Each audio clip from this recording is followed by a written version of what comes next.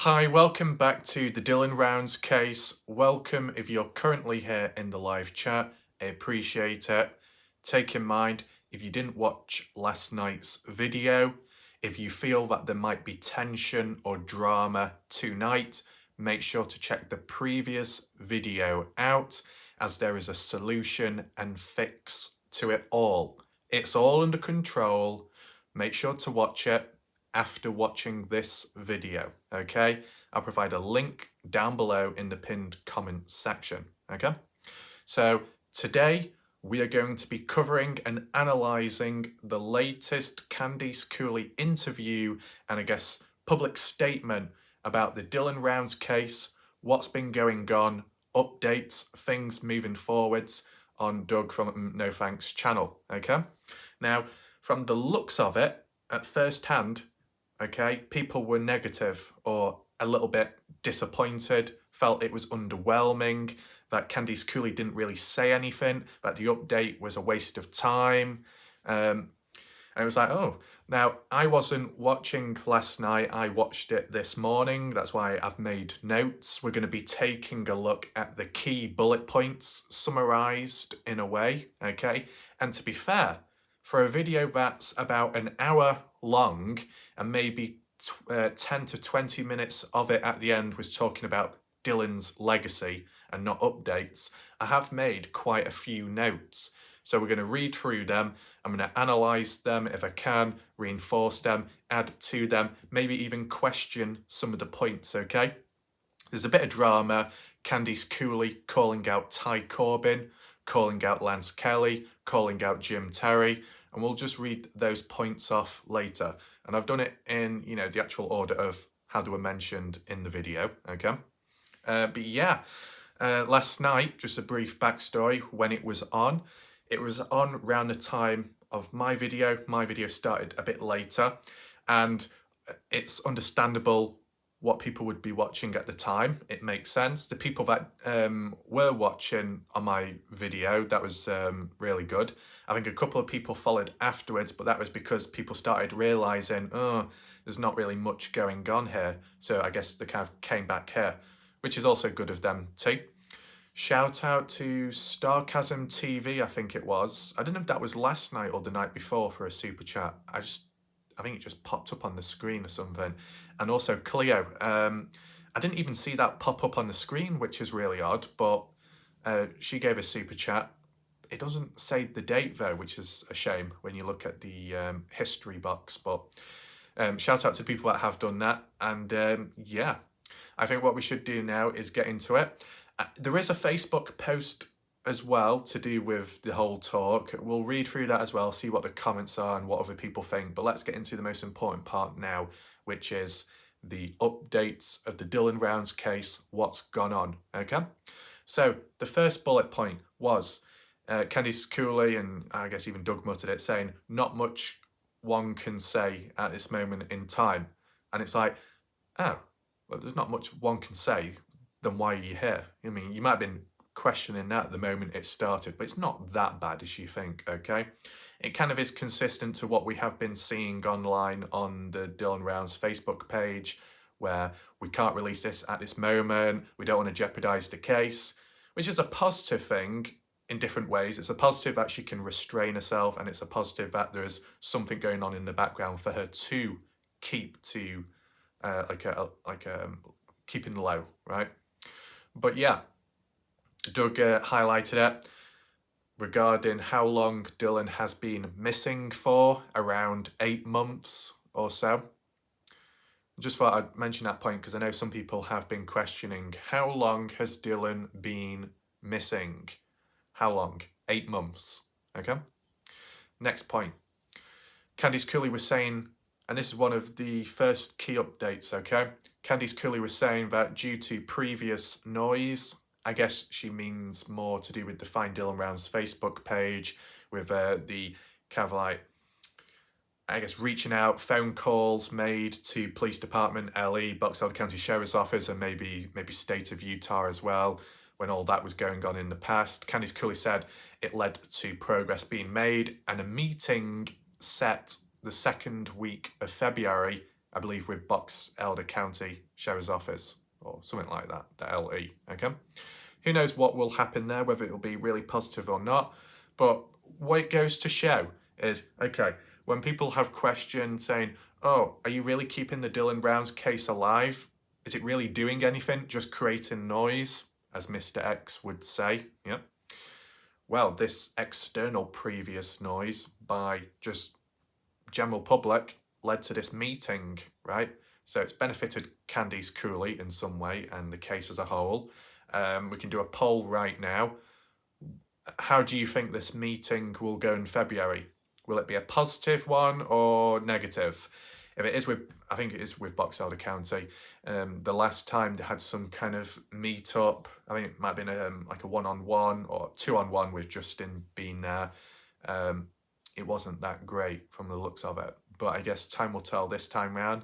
Box Elder County being quiet for most part of it, doing whatever they're doing.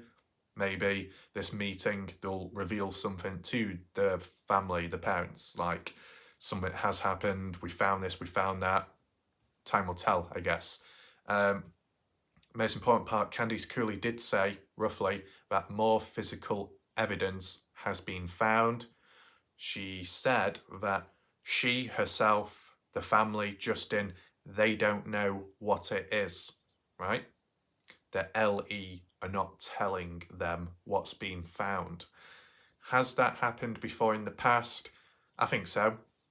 On the odd occasion, there was a mistake made where they released it public on the NAMUS report. Then they had to advise Candice Cooley to retract and to protest and go against the claims so it didn't harm the case. Maybe LE have not slipped up this time. They're keeping tight-lipped. They don't want to say anything yet because this physical evidence can be used probably in the case, so they don't want to ruin it, okay? Maybe the LE are being extra cautious this time, possibly. They don't want to make any more mishaps. They don't want to mess up any more because it will harm their reputation even more, possibly. Maybe they're being watched. Who knows? But something's going on. Physical evidence has been found. You can leave your predictions. You can guess what do you think has been found in the comment section. I could run a poll, but it's probably too close to the current one. But then again, this one's more important than the previous poll, okay? So fuck the other poll. Let's get a new poll up right now. If you had to guess what physical evidence has been found in the Dylan Brown's case, what do you think it is? I'll give a few options so you can vote, and then like an other section where you have to click on it, but then give your description down below in the live chat, okay? And speaking of which, with the live chat, as we do go along, make sure to share your opinions, your reactions, and everything in between about the Dylan Brown's case as we do go on in this video. And if you do have any additional other points which you might not be able to fit into the live chat, list it down below in the comment section, as characters aren't limited when typing, okay? So I think the poll can be, do you think the wallet has been found? Do you think some clothing of Dylan has been found? A gun of Brenner's been found? Or something else, okay? Something like that you can vote for, right? As for the LE not telling the parents' family, the one interesting thing I would say is this time round, Candice Cooley didn't seem as angry or pissed off, right? She says that she still has that frustration from like in the early days towards LE, but this actual event where they've not told Candice Cooley what's been found, Candice Cooley isn't complaining or protesting. Is it because she just knows that there are things going on, so she's not going to question it even if she can't have access to it? Maybe in the past when it felt like not much was being done, and on top of that, not much was being told. That's probably what triggered Candice Cooley the most. As long as there's action, it doesn't matter if it's in secret or not. Maybe. And maybe because it's got to that point in this case where it's gone on for so long, there's a level of patience or a moment where you calm down a little bit with time. Because, yeah, you can be angry, But, you know, if that goes on for a long period of time, it just eases off, right? It's kind of like when you get those rage reams where someone's really angry, they go in with a baseball bat, smash up a vase, smash up a window and a car, and eventually it just wears off that negative energy. Even if you want it to still be there, it just wears off with time. So that could be a factor as well to why Candice Cooley is the way she is more now. Was there anything else we needed to highlight? Yeah. Moving on, I don't know if it was to do with the I think it might have been to do with the continuation of like revealing things, but also being reluctant to do so. And Candice Cooley kind of hinted at that she doesn't want negative momentum getting in the way of the case, such as like online with the trolls, the people who are harassing and attacking one another and herself. So to be honest, with that previous stuff what we've seen, which some of you have experienced as well, and obviously from looks of it, Candice Cooley, that with all this lack of control within people, those people in the community could possibly be the reason at some point to why less is being talked about public now. That due to the negative actions of some people, for whatever reason, whether it be because they think they know better or not, it's led to Candice Cooley backing off now and holding back with information.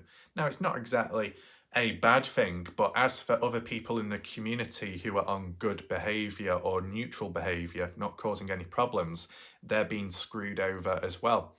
It's kind of like a situation where if you are in school, high school, one member of the class, one pupil messes up, does something bad, they get detention, but so does everyone else, and everyone else didn't do anything wrong.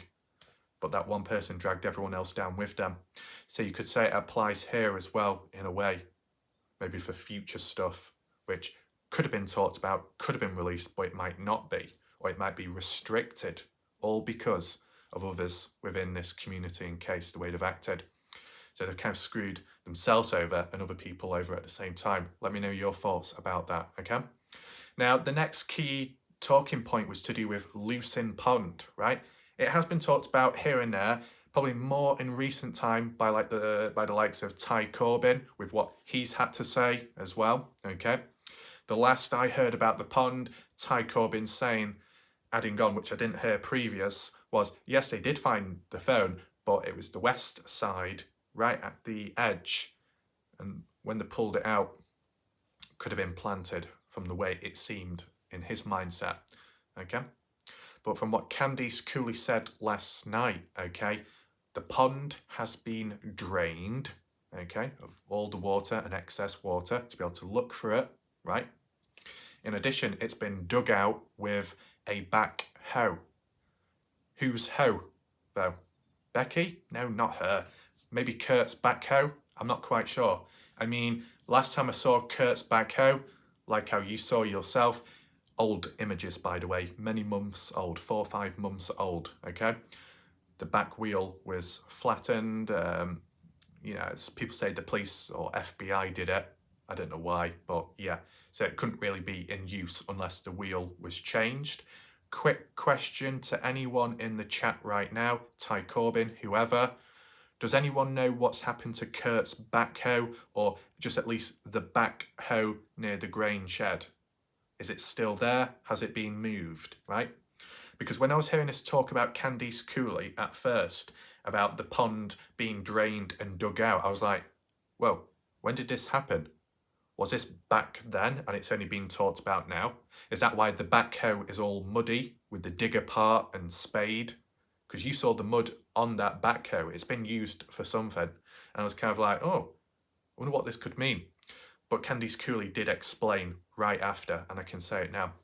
So she said the end of December 2022, okay, so kind of recent still in a way.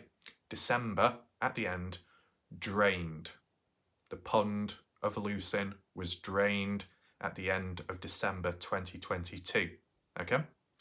As for the pond being dug out, that was last week, okay? Which is interesting, very recent. Makes you think, Why only last week was it dug out? Why not earlier on? Is it because they just wanted to check back over, just in case, double checking, like how some other people have done so? Maybe.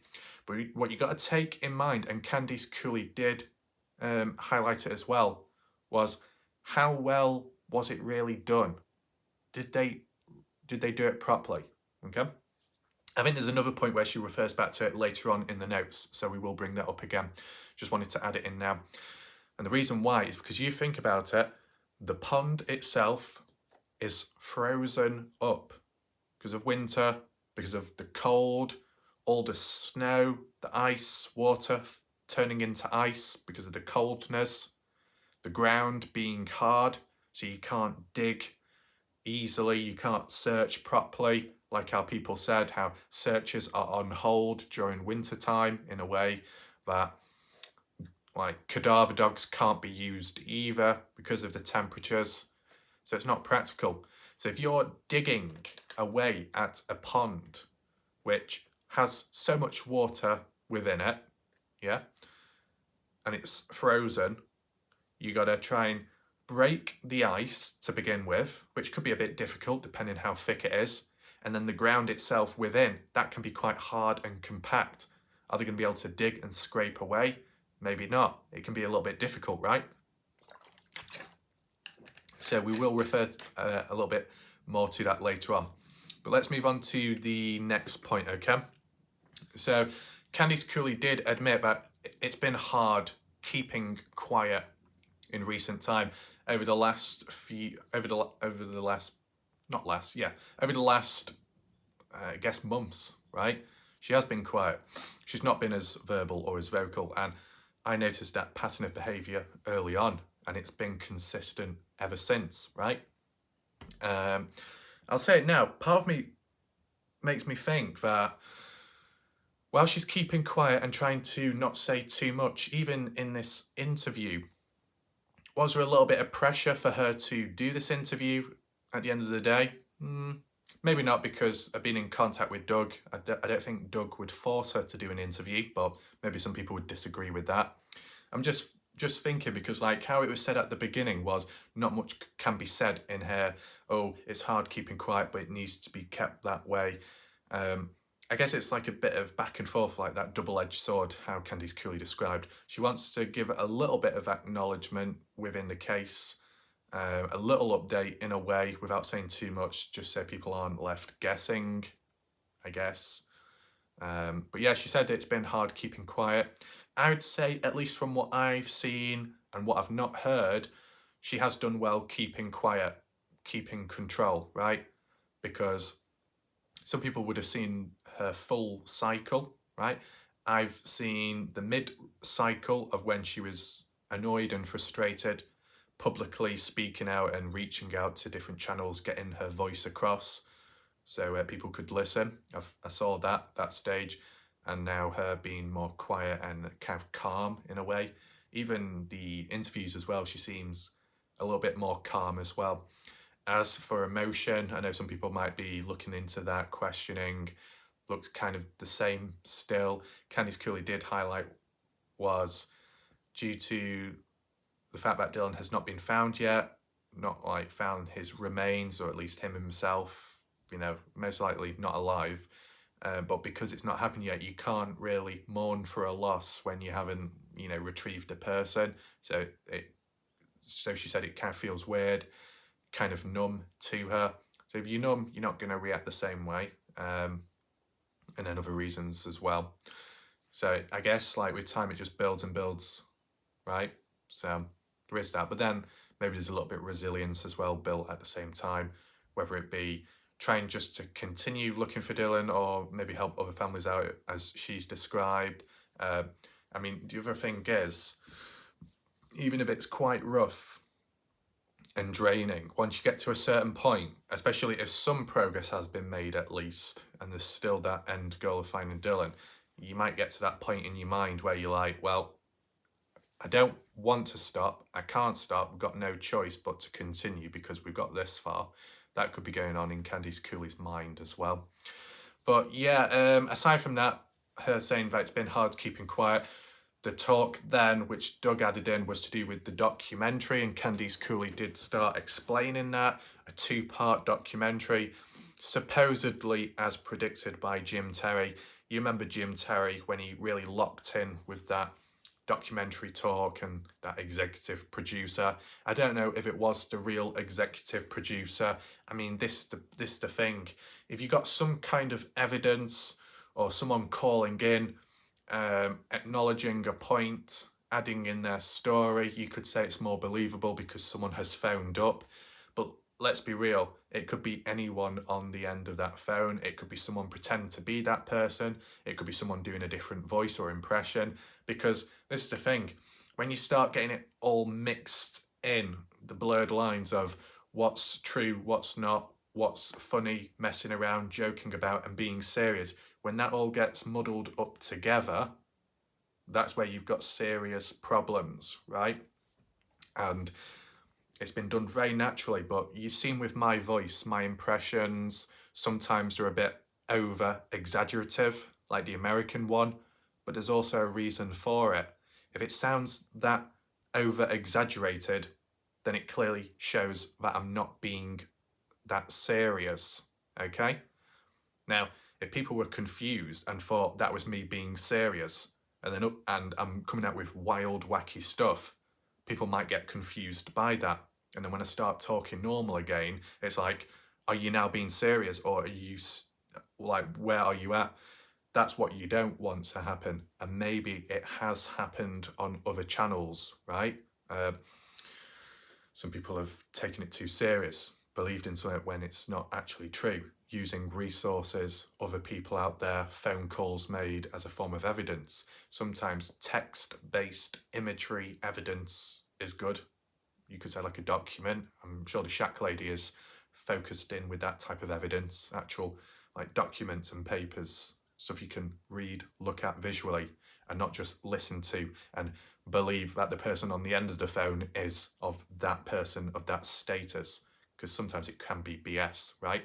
I mean, look at that time when I did that little messing around phone call with pancakes. Maybe the odd person might have thought that was very real, you know, because of the cutting back and forth. But obviously with the over-exaggerated voice, you can, I guess, determine that it's just more just messing around and not too serious. So you got to be able to split it down the middle so you don't get lost, or at least the viewers, so they know what's true and what's not, what to focus on and associate with Dylan and what not, right? That's why it's structured these videos as they are, okay? Was there anything else talked about? Yeah, linking back to that documentary, sorry. So Candice Cooley was talking more about part 2. She said the documentary will be coming out in April. The part 2 of the documentary will be more about the answers she's received about Dylan, about the case itself, as well as talking about the conspiracies and all that talk in the background too, I guess, bringing that up, maybe even highlighting some people without naming them so they don't get attention in that way, possibly. Candice Cooley says she hopes, in a hopeful way, that there'll be success in February, that the answers, which will be talked about in part 2 of the documentary in April, she will receive those answers in February, coming up very soon, right? That might tie in line with that meeting she has with Box Elder on the second week of February. I guess time will tell. I can imagine Candice Cooley not getting her hopes too high with some of that stuff, but she just wants things to keep on moving. I guess time will tell. Can I do a prediction right now? I don't feel like it's the right time to do a prediction, so I'm not going to at this moment. But you can leave your thoughts. As I said, we did that poll earlier on about that meeting February. Will it go right? Will it go wrong? Will Candice Cooley get answers or not? We'll do another poll now, okay? Kind of like what we did earlier, but adding on to what we've just heard, right? Just in case you didn't get time to vote earlier, okay? Because there's been a space between the polls since.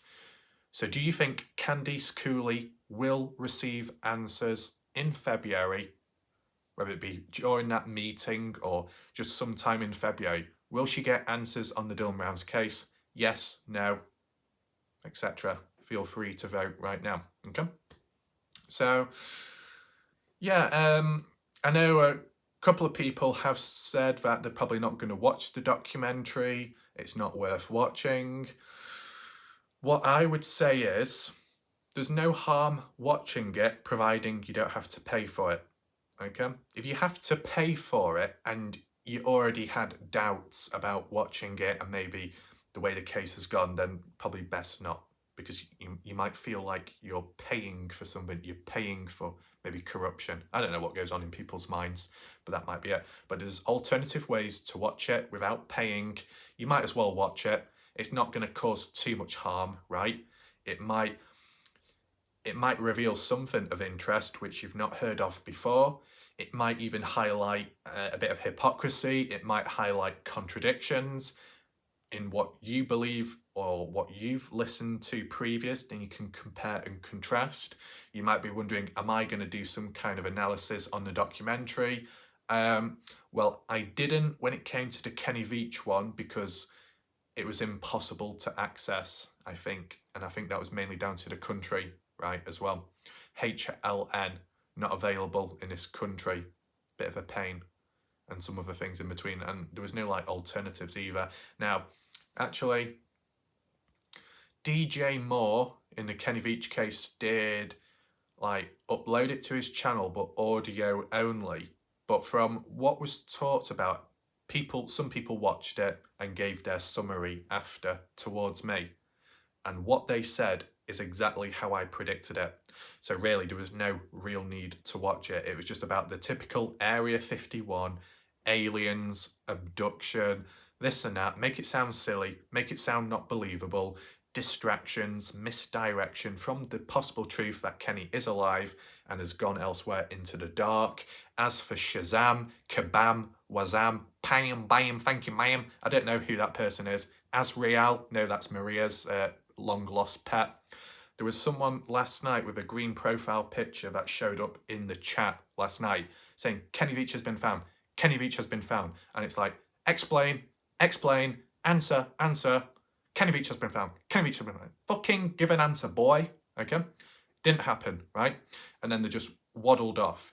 Their account was created, I think, in 2023. So it's a new account, default profile. I think we know where it's going, right? And this thing, take in mind that when some people might reach out and say, have you heard about this? Have you heard about that? What they're talking about is something I've uploaded previously in the past. And it's like, don't you know that who you're talking to is a person that talked about it back then, which you watched? You've seen my face. My face here is what you see in that video. I've not changed that much, have I? Have I really changed? Visually, I don't know. Probably just more dodgy now. One of those things. Blame Bella V. I don't know. But yeah, this documentary, I guess time will tell. See how it is, April. I mean, what I feel is if there was no answers and it was still dragged on and delayed for whatever reason, or there was yet another obstacle, spanner in the works, which halted progress again, let's just say, and it gets to April time, still no resolve, they might just release part 1, and then as for part 2, the answers, they might just record and upload it at a later point, right? Almost like seasons, season 1, season 2, if it's that stretched out. I don't think they'll retract the whole thing. They'll at least release one of the parts to it. But yeah, I guess we'll just see.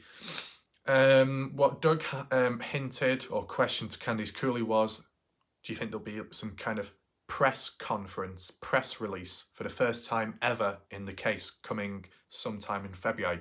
Candice Cooley didn't directly say yes, didn't directly say no.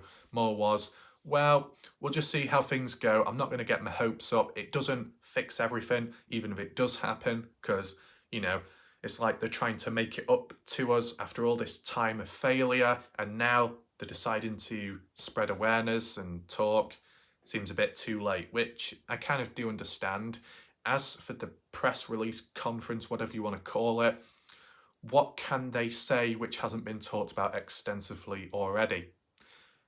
If there is one, most likely it will be about this new physical evidence and maybe other things going on in the background. That's all I can really think of, right? The only other point I just want to highlight, with Candice Cooley in all those previous posts on Facebook saying there's many things going on right now, many things happening, lots of stuff moving forwards. And then in this interview, she says, well, we don't really know what's going on. You know, we've still got our speculations. It's not fully set in stone. The LE haven't told us what they've found. And it's like, so why are you saying lots of things are going on if in this video you say you don't really know what's going on? I don't know. I know at the same time she probably can't say too much, but that's all you need to say. You can't say too much. When you start mixing it in between with lots of stuff is happening, but we can't say too much, but we don't really know what's going on. Oh God, it's like the dirt mound situation again. It's been searched, but it hasn't, but it has, but it hasn't. As for the Shack Lady added an interesting point in. Despite Lance Kelly confirming it's been searched, Candice Cooley confirming it's been searched, and some other people in between, the Shack Lady said that from the looks of it, visually, it doesn't look like it's been, dug up or searched. It might have been scanned or something, or prodded, but that's about it. What do you think in the chat? Leave your thoughts down below. All I would say is, if it truly hasn't been searched, but people are saying it has, whether it be because they're under the impression it has, and they don't know the actual truth, and/or the actual people that are saying it's been searched, but it hasn't, and they're lying, there must be something really important in that dirt mound. That's all I would say, if it hasn't been searched and it's just been lie after lie, okay? As if you're trying to look everywhere else except this one spot because you know something's there. I'm not saying that's 100% the case, but it's a possibility, okay? If it turns out a certain way, a certain style. Was there anything else? Doug highlighted about, what about suspects, other people, okay? What's going on there? Is there any other people out there in question, being looked at? Candice Cooley said, no other suspects out there. It's only Brenner. The focus is on only Brenner. People calling out Chase Venstra, saying he's responsible, but he's not. So Candice Cooley defending Chase Venstra. I can't remember now, it's quite some time ago. I think Julie might have mentioned it in the past, saying how it's interesting how Candice Cooley is defending Chase Venstra when she doesn't really know him. I think that's what it was on about, and some other things in between. Maybe Kurt Wadsworth too, when she doesn't really know him or what he could be capable of. And then you could tie it in with more recent times, saying Candice Cooley seems to know this and that about Dylan, but does she really know Dylan when Dylan has been out here for some time and may have opened up to Kurt Wadsworth, right? Makes you think if there is a pattern of, do you really know the son as well as you think you do? Or there's some things going on which you don't know and you just assume, and then it goes on like that. But you can leave your thoughts down below. We don't need to go too deep with that. But are you surprised that Candice Cooley said there are no other suspects whatsoever and it's just all on Brenner? Are you surprised? As for Joseph Lloyd, I don't think he will be, because, he's been kind of thinking online with what Candice Cooley has been saying, okay? All I would say is, because of the dodgy behaviour of other people, it's made it seem like they've played a role in some way, whether it be something they've said, one of them lying on a lie detector test, or just at least on one of the questions, or recent actions, or kind of recent, where they've moved away, gone elsewhere. That sort of behaviour.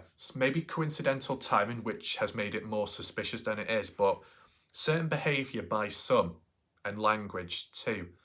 That's what made me think, maybe there's other people that are playing a role in some way or another. And yet Candice Cooley just wipes it clean and says, no one else, no one else. But maybe she does double back on herself afterwards when Doug brings up the point about, you know, is there a possibility that someone helped Brenna move Dylan? And she's kind of like, I don't think she went too deep with the clarity of if she does agree someone did help. But it's the thing.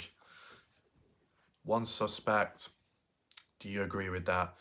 Do we do another poll? Yeah, we'll just do a poll right now.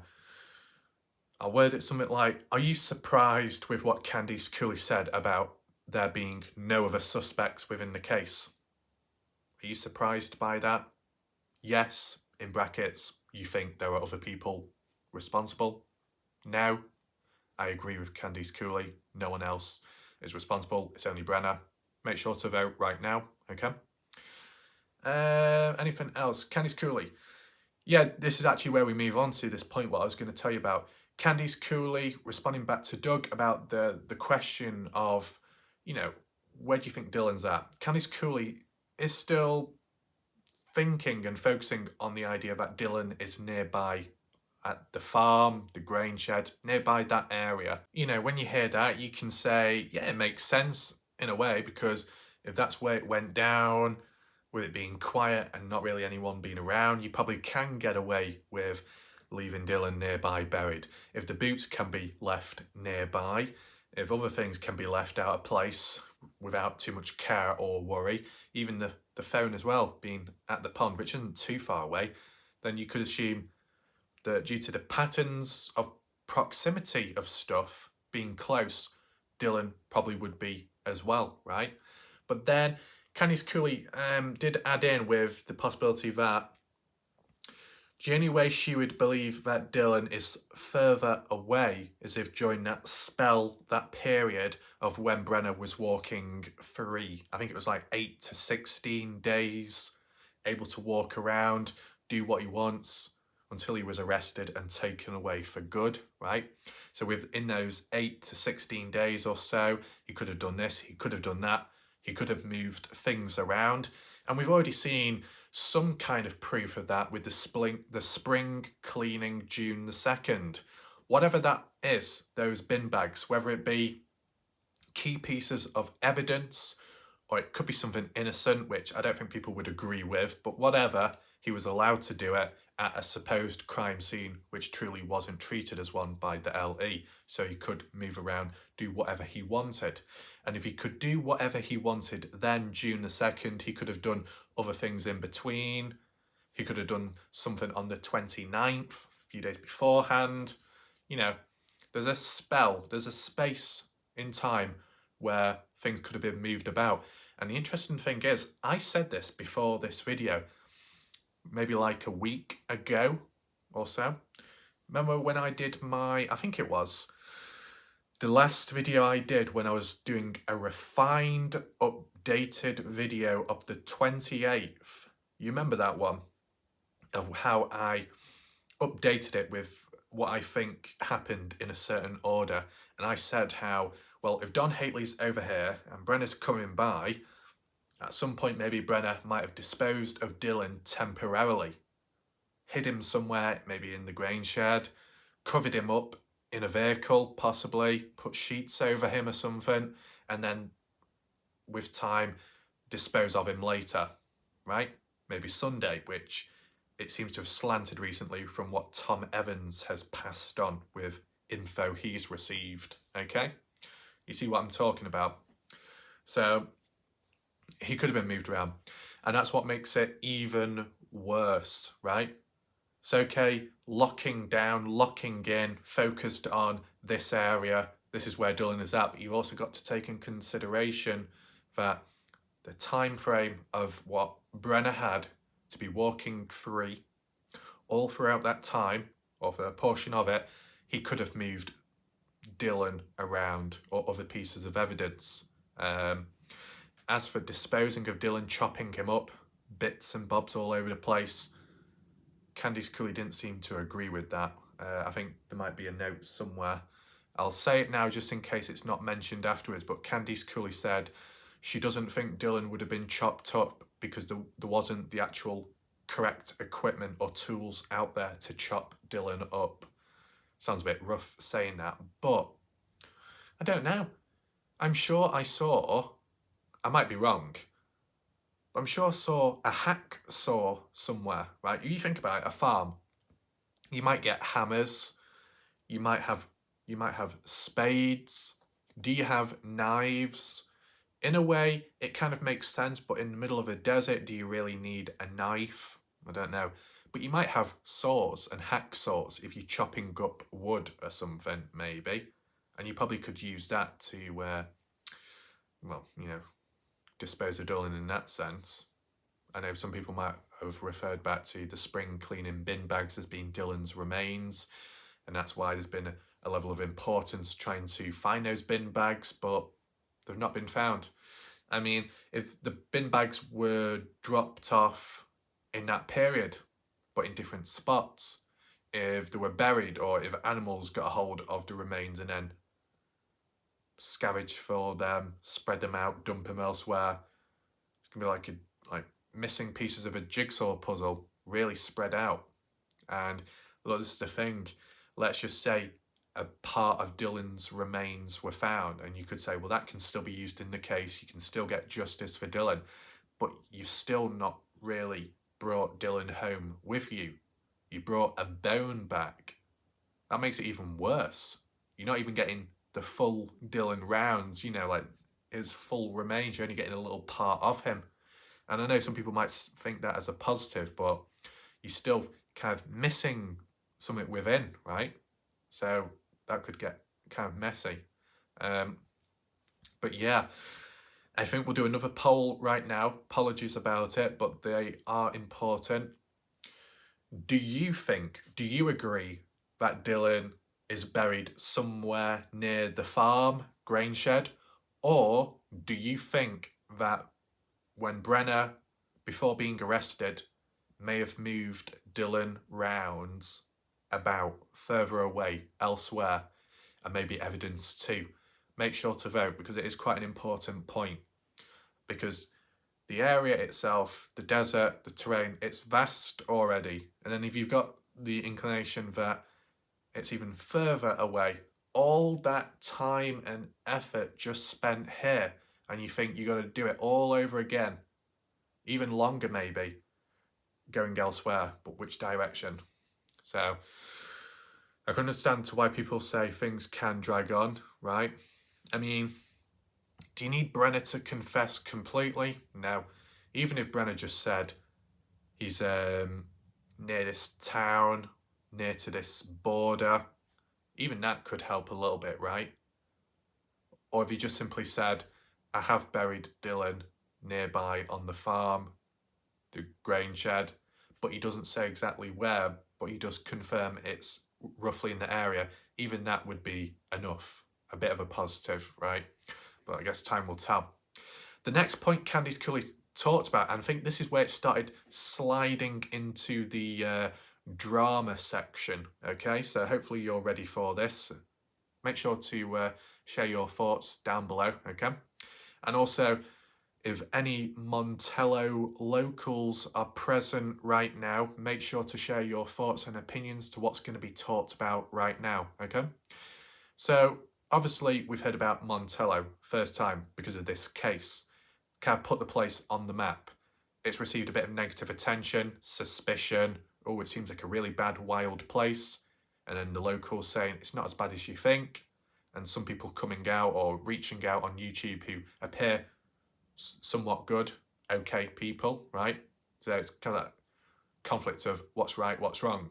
Candice Cooley said in this interview with Doug's, saying how Montello, through the Dylan Rouse case, has benefited financially.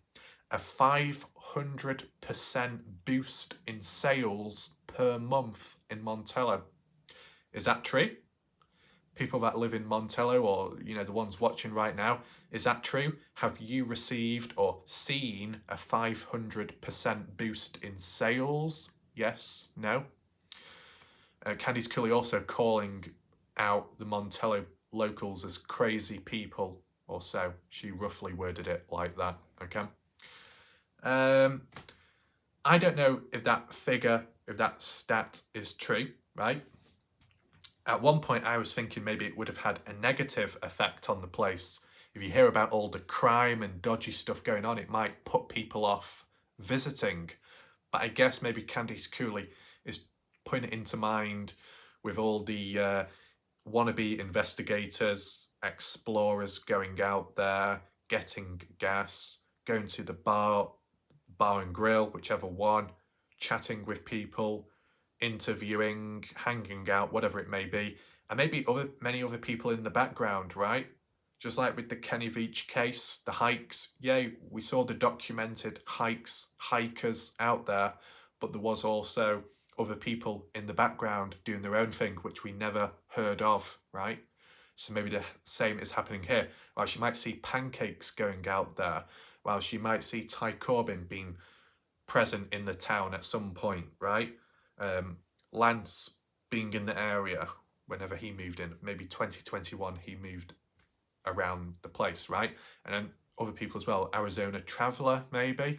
It's like, okay. And then do the people in the back that might be paying for this or paying for that when they're there. Okay, just share your thoughts. If you agree with it, if you think it's true, do you think Candice Cooley is exaggerating? What do the Montello locals think? Have they seen a positive boost financially in the place? I've not heard anything of that in between, but then again, why would I? Okay. But yeah, we don't stop there. This is when Candice Cooley starts calling out a few other people. And how I word this, Ty Corbyn, if you're present right now, don't start going off on one with how I word this. I am roughly quoting what Candice Cooley said and how she referred to you. It's not coming from my mouth, my words. I'm just relaying what she has said. Okay, so I hope you're ready for this. Candice Cooley said, Ty Corbyn and Lance Kelly, grouping them both together, are no help in the case. They're repeating footage over and over again. They're nothing but a distraction. They've done no good and they're just doing it to make money off the case. That's roughly how Candice Cooley worded it. Do people in the chat agree? Or do you think Ty Corbyn, him doing his thing, Lance Kelly, him doing his thing, have been somewhat helpful, right? I think what I would say is, considering I covered a case as well, while still, I guess, maintaining some balance, I would say what Ty Corbyn has done, what Lance Kelly has done individually, and even, even back in the early days, it's good what they've done trying to search for Dylan. I feel that if they stopped searching for Dylan, which I know isn't a positive thing, it's giving up, but I'm just saying, if under the condition that Ty Corbyn, Lance Kelly stopped searching when Candice Cooley told them to stop, then I don't think she would be saying as much bad about them. I think she would probably be a bit more lenient on those guys. Do you agree with that?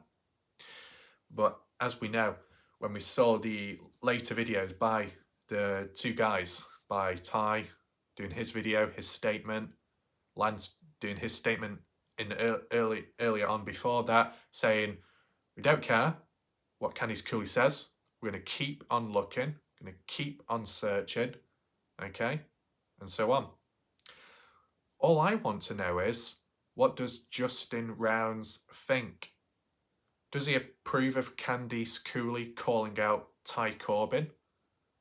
Because I've only heard it really from one side, but when Ty Corbyn has stepped in to the live chat, he has said that Justin Rounds has thanked him in a positive way, acknowledged his effort put in time when looking for Dylan Rounds.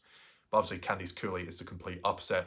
So I just want to know, up to date, as of right now, does Justin agree with what Candice Cooley is saying in this video? Or is he disappointed? I've still not heard anything, right? Still never heard about it, so. And this is the problem. This is the problem to why I guess people want Justin Rounds to do his own interviews in some way. so you can actually hear him speak for a change, his side of the story, his opinions on people, what does he think, but it just hasn't happened, so you can only hear it from so many angles, which isn't great, but there's not much you can really do about it. Was there anything else put up? Yeah, Candice Cooley saying there's no tools out there that could cut Dylan up. I think you probably could use some kind of tools, but it probably wouldn't be that clean. Doug saying Dylan possibly incapacitated, hit over the head with a shovel. What I will say, and I don't think it is mentioned here whatsoever, and I am interested to know about this, the Shack Lady, at least from what I heard, the Shack Lady was the first person on YouTube to talk about biological matter being found in the grain shed. I've never heard it, really, elsewhere. Maybe Tom Evans brought it up, highlighted it to me in response from what he heard of the Shack Lady. But the actual origins, I feel the Shack Lady mentioned it.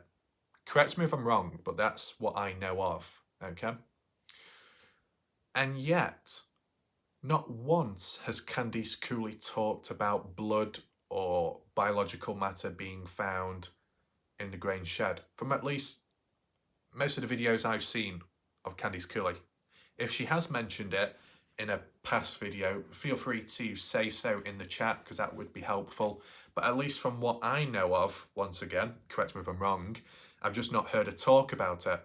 And if that is the case, why hasn't she brought it up? Is it because it's an important piece of information that can't be released, and yet it's been released? Or is it just not true? Is it just a rumour? Where else did it, originate from besides the Shack Lady? That's all I want to know, because it's just not been talked about, and you thought it would have been because it's an important point. That's all I'm saying, okay? Anything else? Yes, this is where we get onto the next important part, okay? So hopefully you are ready for this, okay? Also, welcome if you're currently here or if you just joined in out of nowhere. We are still talking about the Dylan Rounds case, latest updates by Candice Cooley. If you do want to catch up, feel free to rewind to the beginning of this video. If not, feel free to carry on watching live, and then once it's over, you can catch up afterwards. The Shack Lady does that, which is good of her, okay? But yeah, what we're going to talk about now is more about physical evidence. Not so much has it been found, yes, no, but just about the description of it, right? And that's to do with Dylan's wallet, okay? Now, you'll see it on my channel. I did a video, a hierarchy list of evidence, important to not as important items, where they've been found, where they could be. It was a little bit mixed in terms of there was some very important stuff which wasn't buried, right? And other things which might not be of much interest are harder to find. So it was kind of all over the place, and it was like, what is going on, right?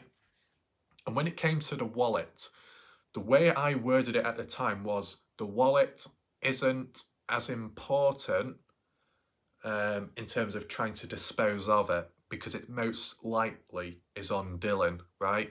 That was my original thought. Dylan had the wallet in his pocket for whatever reason. Dylan's taken out.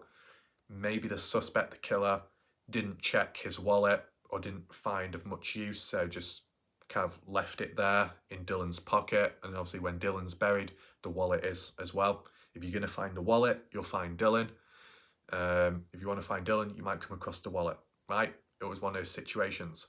But from what Candice Cooley had said last night is very interesting. I don't know out of 100% how true it is, but it's just another what Candice Cooley said based off Dylan's routine, okay? Candice Cooley said that Dylan would always leave his wallet in the truck on the countertop, or whatever you call it, maybe the dashboard on top, so it's in clear view, okay?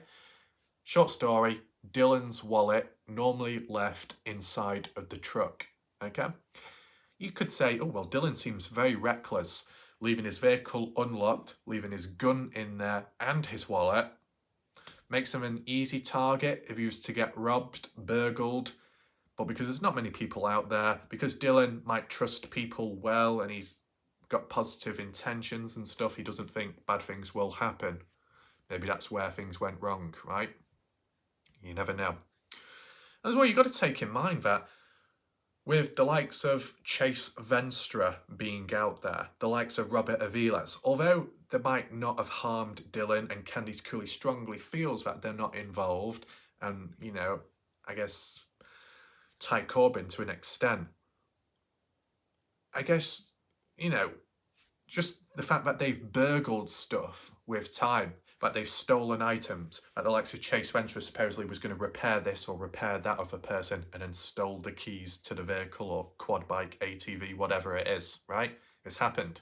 So if Dylan has his vehicle unlocked with the wallet inside and the gun, it's like, well, why was that? Who did it? Was it a person who's known prone to burglary? I don't know. But yeah, it's just interesting. Like, what are your thoughts on this situation with the wallet? Do you agree that it was in his truck, right? I mean, they can't find the wallet, of course. Could it still be on Dylan? Well, I still feel it could be a possibility.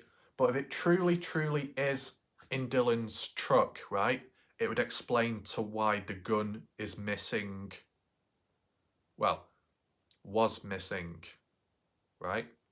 Got to word that correctly. You see what I just did then? Had to do that on the spot. Well done. Because the gun and key fob was returned eventually, but in a different place, okay, in the trailer. And that is what's really weird. Take this in mind, okay? If Dylan's wallet was in the truck, his pickup truck, the burgundy Ford F-150 at his farm, okay? His gun, wallet inside. After what's happened has happened to Dylan, family have come down, searched about. They've realised Dylan's gun is missing. Strange. They've realised the wallet is missing. Strange. But aside from the routine of what Dylan would normally do, you'd think whoever stole the gun also stole the wallet. But what I want to ask you is if that's the case, that it was the same person that stole the gun who stole the wallet, why did they return the gun and key fob back but not the wallet? See what I'm saying? Why return some items back but not others? If they feel like they've got a conscience, or they feel like they've got to return things back so it doesn't seem as suspicious in their mind, then why leave the odd item missing? Why not just return it all back at once in the same area you found it to avoid detection or suspicion? That's what I want to know. Don't you agree in the chat? Don't you think it's weird how the gun and key fob was returned but the wallet wasn't, right? I mean, what you could say, let's just word it like this. This didn't happen, but it would have made more sense. Okay, so just listen to me. If it was just the gun and wallet missing, right? Providing the gun wasn't like returned back, you could say maybe the wallet was dumped elsewhere. Why would a wallet be dumped but a gun not? Because she might actually like the gun and have use of it. Not within the case crime scene, but you might just want to collect it, kind of like what Brenner has done with his guns, or what's become of his guns, right? As for the wallet, the situation of you find the wallet in Dylan's vehicle, oh yeah, let's take that as well, because it might have money in. Before you even look inside, first thing that comes to your mind is wallet, money, why not? Grab that as well as the gun, go off elsewhere. You think, gun, yes, I like. Wallet, open. Oh my God, there's no money in here. Or, oh my God, there's only like $1. Chuck. You see what I'm saying? And the reason why that could be backed up, the idea of chucking the wallet away, but not the gun, would be because there's more use out of the gun than the wallet, because the wallet is empty. They might have a card in, but they might feel like if they use a card, it will obviously incriminate them further and it can be tracked and so on and so on. And from the proof within the case, there's been no more transactions since the 26th or 27th, around that point of May, okay, 2022. So because there's not been any transactions since, most likely, the wallet card has not been used. So, and because it's not been returned back like the gun and key fob, you'd assume that the wallet has just been dumped, chucked away, right? That's the way I see it, at least. But I do still feel it's a bit weird how the gun and key fob, Dylan's gun, was returned back, but the wallet wasn't. If you're going to return something back, you might as well return it all back in all the same place and spot, just so it looks better, right? Do we do another poll? I don't know if I've already done this poll, okay, but I'll do it anyway. Do you think that the person that returned the gun and key fob back to Dylan's farm was the same person that stole the wallet, which was never returned back? Or do you think it's someone completely different, just yet another person, right?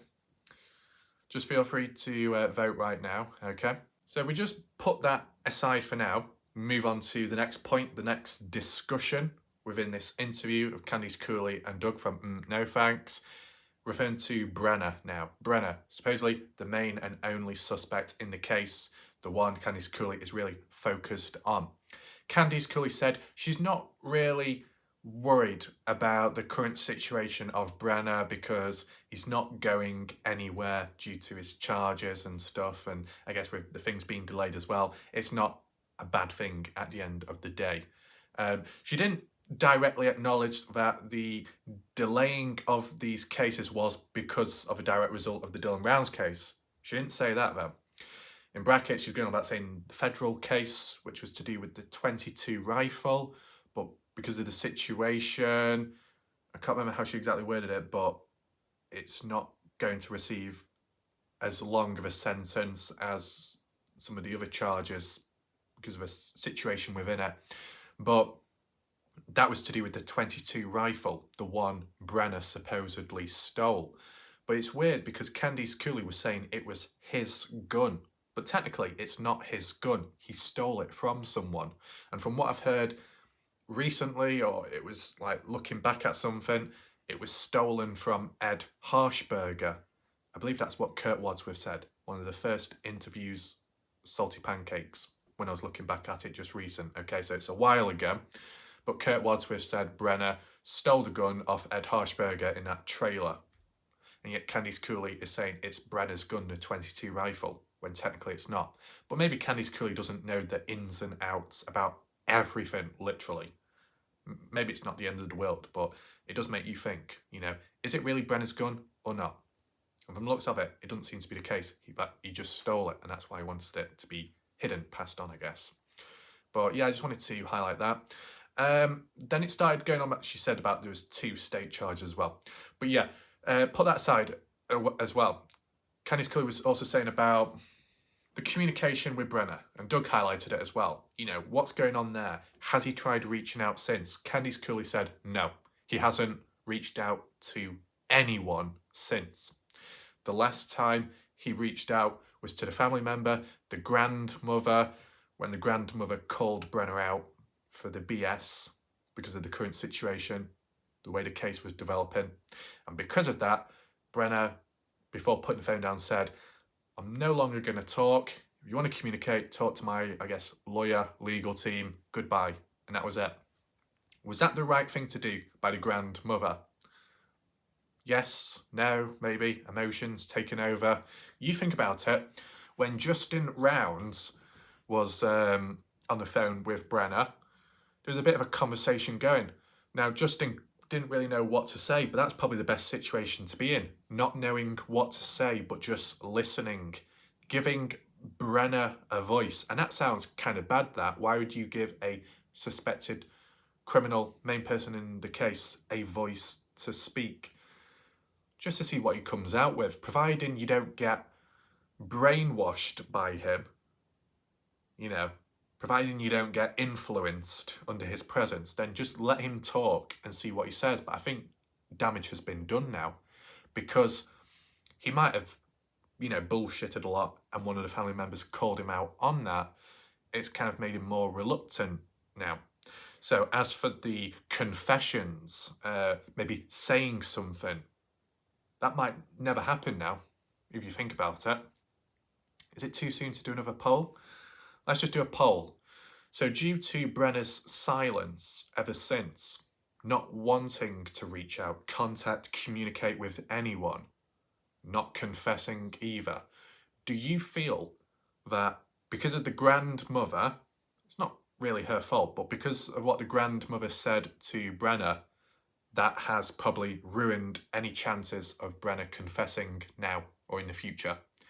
Do you agree with that, or do you think there's still a little bit of hope? Okay. Just leave your thoughts. Feel free to vote. Okay. What now? Candice Cooley said Brenner did call Don around the same time as like the grandmother, that period.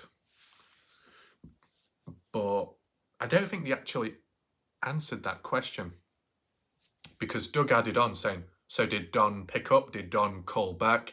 And then Candice Cooley said about he dialed the wrong number. And I don't know if she was hinting at something then or something else, but then they got distracted because some prat in the chat jumped in with a big capital letters saying, the wallet has been found, the wallet has been found. And then the talk shifted, and then they never returned back to that question of, did Don return the call to Brenner? Because I think that would have been the last and most critical and most interesting phone calls, right? I actually think that would have been important, and yet it's not happened. I mean,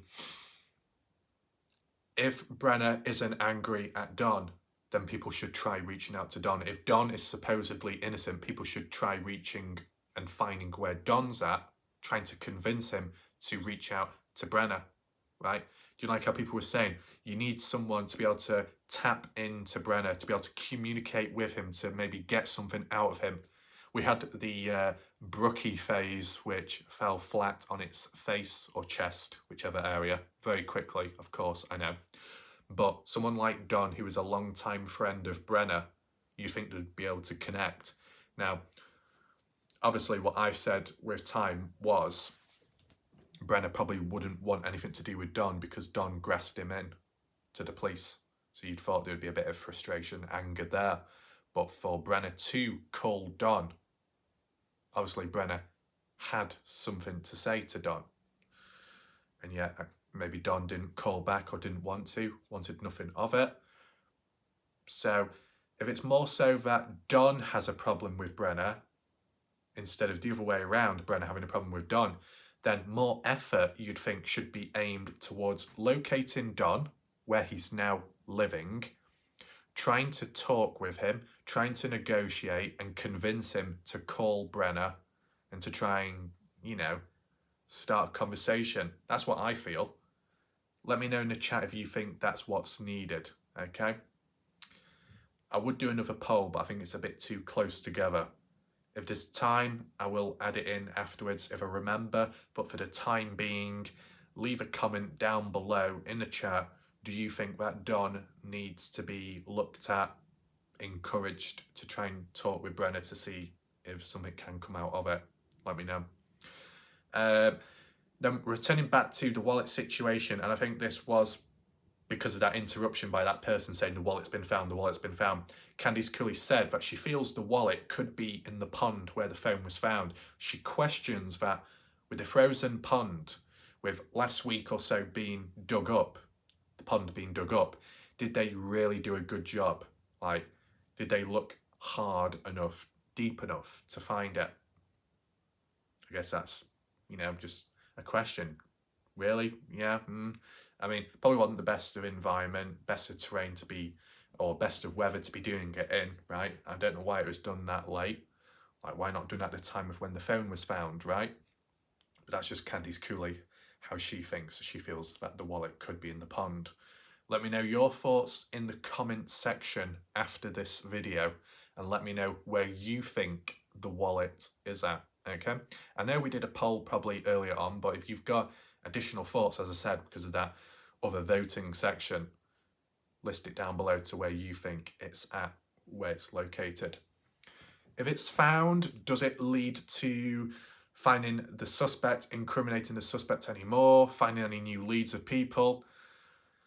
Maybe a little bit, but it'd be more to do with just fingerprints and DNA on the card. It does make you think though, with the key fob and gun being returned back and cleaned or off any prints, no prints found, no DNA found on them, right? Kind of makes sense. You're going to return it back. You want to make sure you don't incriminate yourself at the same time, right? But as for the wallet, because the wallet wasn't returned, most likely it was dumped somewhere and most likely it wasn't cleaned down. So that wallet needs to be found, right? Does that make sense to you? Okay. Anything else in between? Yes, there was talks then about the drone. Someone asked a question saying, what are the updates with the drone, right? And the drone, I guess, was to do with the big push before winter, before Christmas of 2022, okay? We heard about it. They were sending the drones out with Equisearch. Mob crew Chris operated a drone himself. They took photos of the area. Even before that big push, when the Diesel brothers went out themselves, they operated a drone temporarily too, took photos, ran it through some analyzation system, software, and we didn't hear anything since. And what was talked about last night, Candice said that the drones are not LiDAR, it's just simply looking at soil disturbance, doesn't penetrate deep into the ground. So it kind of shows that the drones are limited to what they can do. But Candice Cooley did highlight that one of the softwares, I think called Locate or something, color-coded in a way, or color-separated objects from one another, like the yellow might show a tin can or Pepsi can in the middle of the desert. And she was saying how if you're in a city, a town, maybe it wouldn't work because there'd be all kinds of rubbish all over the place, discarded trash and everything. You just fill up the whole screen. But if you're in the middle of a desert where it's so vast and empty and there's not too much littering, if anything does show up, it will stand out and it will be clearer and it will be of more interest and maybe less BS and false leads, right? But from the looks of it, not much has come out of it at the moment, so there is that to take in mind. In addition, what Candice Cooley did say, that all throughout winter, Candice Cooley was out there searching, I assume with other people as well. Now, anyone in the chat right now, whether it be Ty Corbin or someone else, can you confirm, like, if you've been in the area during that time of winter, did you see Candice Cooley, any people out there searching throughout winter time? Let me know your thoughts down below, okay? Anything else? Yeah, this is where we go into the short part about Jim Terry, okay? So we get to a bit more drama, so get ready for this. Once again, Candice Cooley calls out yet another individual, Jim Terry this time. Doug started it off, referring back to the watermelon and the Pepsi can being out there. I don't know if Doug was directing it directly towards Jim Terry or another guy that went out there before everyone else when taking those photos of the trailer, I think that baseball coach maybe. But basically, Doug was saying that the watermelon and Pepsi can that was found out there was a setup, it was planned, it was staged, it was faked. And you could say, well, why? I don't really know exactly why, but Candice Cooley did at some point say how Dylan liked watermelon and liked drinking Pepsi. So I guess if you used to stage something, could it be done as like a joke to prove Dylan was nearby? Was it some kind of psychological warfare towards the family, almost like taunting them in a way. Like, oh look, this is your son's favourite food and favourite drink. Oh, it's fresh, it's active. Trying to cause confusion, some kind of distraction. Was it a prank? And this might be what Doug was trying to refer to. Maybe Doug was calling Jim Terry out for this, because like when we said how things can cross over the line and then you get confused to what's being serious and what isn't, because Jim Terry, his channel is known for pranks, pranking people, maybe trolling people out of kind of good fun, I guess, maybe. Could it have been used here in a more twisted way? Is that true? Do you agree with that? I'm just simply relaying what Doug said, Doug calling Jim Terry out. Then Candice Cooley added in by saying that with time, and I guess recently, Candice Cooley has reached out to victims, other families out there, that I'm roughly quoting this, okay? But she said, reaching out to victims of families out there who've been in the influence, who've been helped out by the piece of shit Jim Terry. That's not coming from my mouth, that's what she said. So, is that true? I'm not doubting Candice Cooley that she's like reached out to people. I'm sure she has reached out to people, or maybe vice versa. Other people have reached out to her. Okay. I came across one person in the past, not extremely a long time ago, but some point within the case, that said to me that they hired Jim Terry in the past. Didn't go that well. He got the money and there was no result. So basically, kind of like, it was a waste of time and money taken away, and what for? That's what they said. Then suppose you got these other like families reaching out as well to Candice Cooley directly, or vice versa, and then them saying the same thing.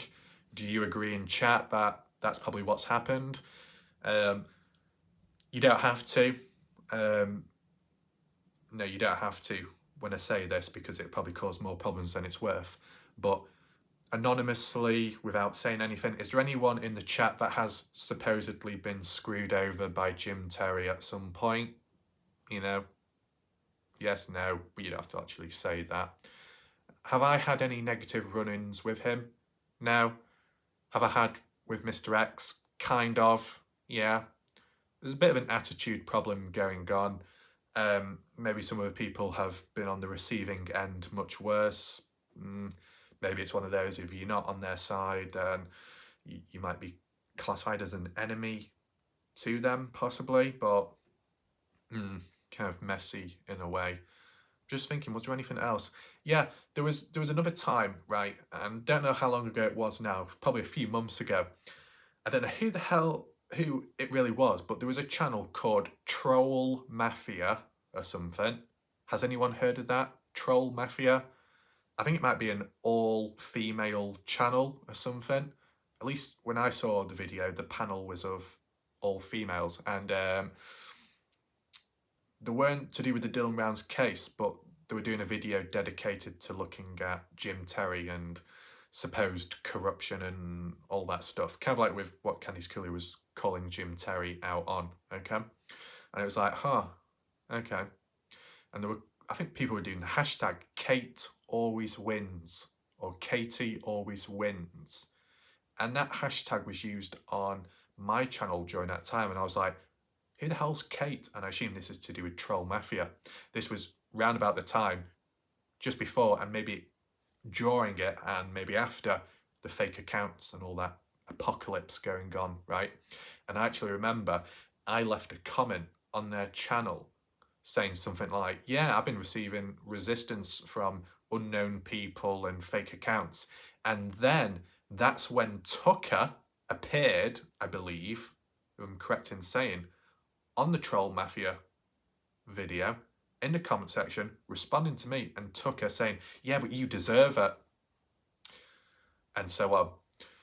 And then at one point, I think another person got involved as well, having a go at me. Maybe it was Star Jasmine. Did Tiffany Taboo pop in? No, she didn't. No, she didn't. But I think there was another guy as well. I don't know if this was during the time of misunderstandings with Sleeper Cell.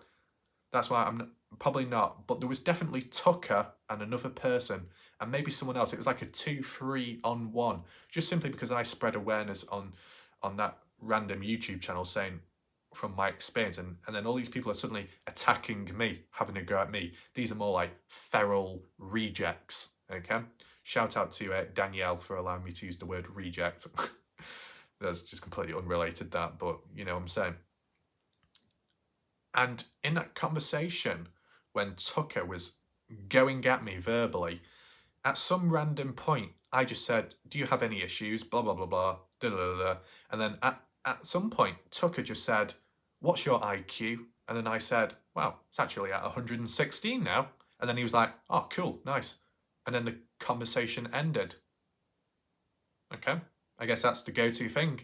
When in doubt, pull your IQ out and it brings world peace. Maybe.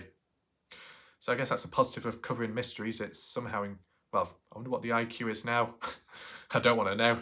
We're doing all these dodgy videos and messing around at appropriate times. It's probably balanced it out, decreased the IQ, made it lower again. That'd just be my luck. But yeah, was there anything else talked about? Yeah, Candice Cooley was also saying that he's nasty and threatens people, Jim Terry. That's what Candice Cooley said, okay? All I would say is, and it kind of ties on with the last video we did, not the same theme, but the same structure, that if with time, several different people come out with similar stories, similar ideas and interpretations about someone because of their experience with them, and they all don't know one another, there's no biasness, there's no research effect, it's all natural behaviour. And if they all came out with similar stuff in a negative way, which highlighted a person in a negative way, it could be more believable. That's all I'm going to say, right? But it can also apply to positive situations too, right? Is there anything else to talk about? Not what I know of, but we're not finished yet. We'll just briefly go on to the Find Dylan Rounds Facebook page just to see that little summary by Jazz Girlson, okay? Right, so here we are. I said Jazz Girlson shared a link. So it was just spreading awareness, of course, to do with this interview, but we just need to see like the comments by people. What do people think about the video? There we go. Unfortunately, this is by Matt Fuller.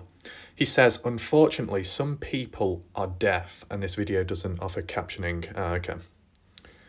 Yeah, there is captioning on YouTube available. Eggplant. Weird. What's this one? Huh. Are you able to view this? Oh, that's just like captions. Shit, low battery, that's not good. Shonda Shafir Young. There's nothing but music on the video. What's this to do with? Oh, that must be to do with the captions, maybe. What's this? About 1 minute in. That person's saying there's nothing but music on the video. That's because there's a fucking countdown on the video. It's a live stream. That's why there's a countdown. Just fast forward. My God.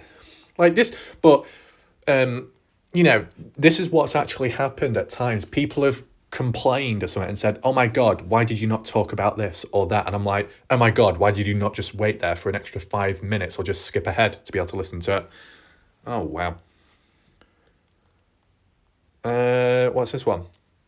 Here we go. If Vikian says, such a really great, informative update by Candice. Even though there are some things you can't talk about right now, exciting to see some of the projects planned for the near and later future, and definitely sensing some feelings of hope from you. There is so much that people will be able to learn from yours. Justin's and all the family's experiences is mostly the difficulties you've all faced in these early initial days, keeping faith and hope. Okay. I mean, do you think it was really informative and great, that interview? Leave your thoughts. I mean, what I would say is I was able to get a fair few notes from it. There's been times in the past where I might have looked at the odd 4-hour video and I got less notes, maybe half a page at best. What's this? Sending hugs and contoured prayers. What, does that involve getting your makeup out and dabbing the air? Giving Jesus a makeover with lipstick? What? I don't know, I'm getting a bit confused there. Thank you for the update. Yeah. Donna says, thank you for the update. You were able to give at this time prayers, as well as this case to be solved. Legacy. Yeah, speaking of the legacy, the only other thing that was added in during that live stream interview was Candice Cooley was referring back to they'll probably do another run of giving out the seeds, like sunflower seeds, stuff like that, like what they've done previous. I guess it's just like time of the year, right? Okay. But they will bring it back. Christina, not Christy, but Christina Benwoods says, Candice and Justin, I just watched your update. First off, I'm sorry that you guys have had to endure what you've all had. You owe no one nothing. You both are amazing parents and have went above and beyond for Dylan. Dylan, who is this case is about, and getting justice for him. So if that means you guys don't talk that much, that is what should be done. My prayer each day is that Dylan will come home and hold onto that hope. At the end of the day, he will come home, and until then, in my prayers, people try to understand these families are living a nightmare. We don't understand and pray. We never do. Give them the respect they deserve. Be patient. Lynn Nelson says, I'm baffled. There are so many people who feel entitled to an update. Justice for Dylan and peace for his family are far more important than the curiosity of strangers. It is nice to hear that there is progress and to see that Candice Cooley appears positive. That should be an update enough. It's understandable that many of us have our hearts invested and feel like Dylan is our son, but let's remind ourselves that Dylan is their son they've shared with us. Be patient and respectful at the quiet going on. That in the end is the best for Dylan and his family. None of us are entitled to anything. I mean, if the family never shared it public, online, social media, right? Or maybe they just had a little small private forum page for members only, just to share the information about, you probably wouldn't get the same entitlement, right? I'd say partially there's a reason why there's a level of entitlement, although it's still arguably not right. Really, the only reason why it exists is because in the early stages of the Dylan Rounds case, Candice Cooley, when she felt there was no hope, nowhere to go, she reached out to the people online. And then when things were in place temporarily, she shunted people online. And then maybe later welcomed it once again. So I guess that's what caused the level of entitlement, that if they want to become a part of you or you want to become a part of them and the journey, that you shouldn't be kicked off it down the line. You know, there's almost like a pact, an agreement. Although that sounds a bit weird, I think that's where the entitlement stems from. Let me know your thoughts. I mean, I wouldn't say there's been that much entitlement on my channel, like when people are talking about the updates or what's happened, what's not. No one's really has been like that, so that's good. Anything else? Lisa Mosbrooker says, thinking about you all the time. So rude. Something people say. I'm so sorry people are like that. Only thing bad, it's a shame the way Box Elder let the guy be out there for 16 days. That's to do with Brenner. Angie, thoughts and prayers. Yep. Debbie Cook, you guys are my prayers in daily. Happy to hear things are moving forwards.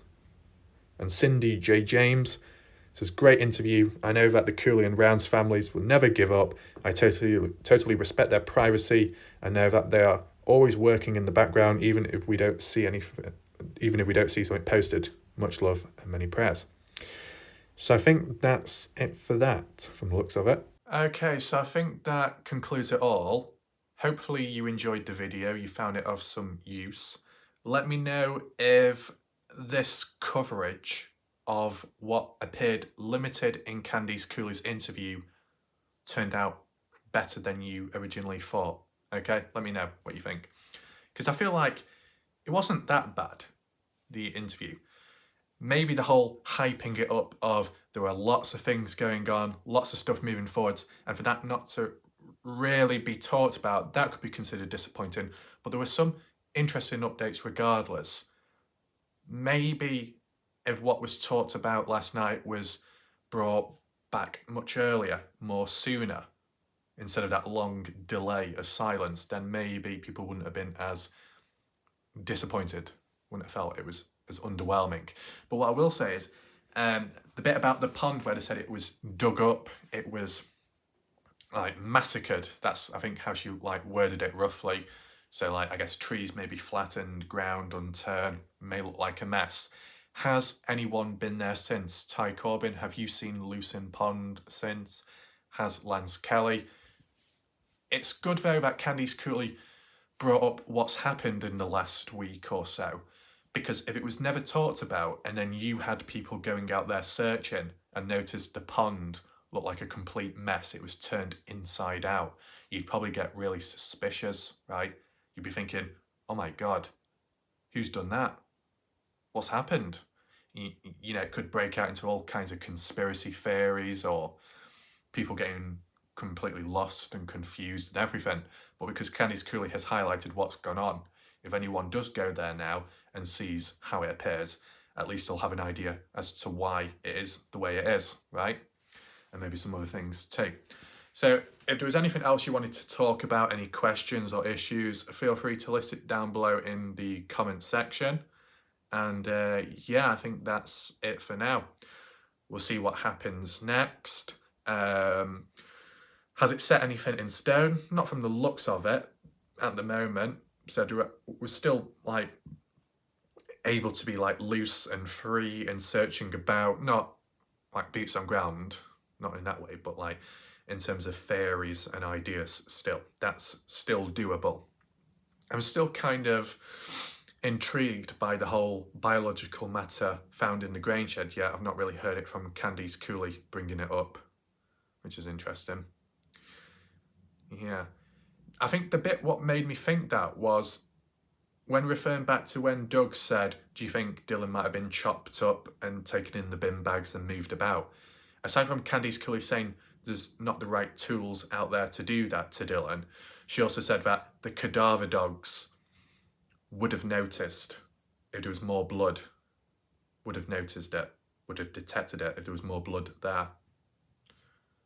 Well, I thought it was later talked about, I think by Shack Lady, that biological matter, which may have turned out to be blood, was in the grain shed pole barn shed.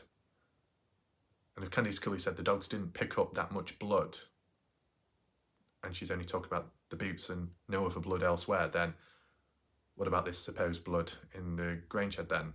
That's what got me a bit confused, right? You thought Candice would have said the same thing as the Shack Lady, but that's not the case. So I don't know who's right, who's wrong, or maybe someone knows more than the other person does. If anyone can clear that up, feel free to do so. But I think I'll go now because it's getting a bit late. So thanks for watching. See you next time, whenever that is. Goodbye and good night for now.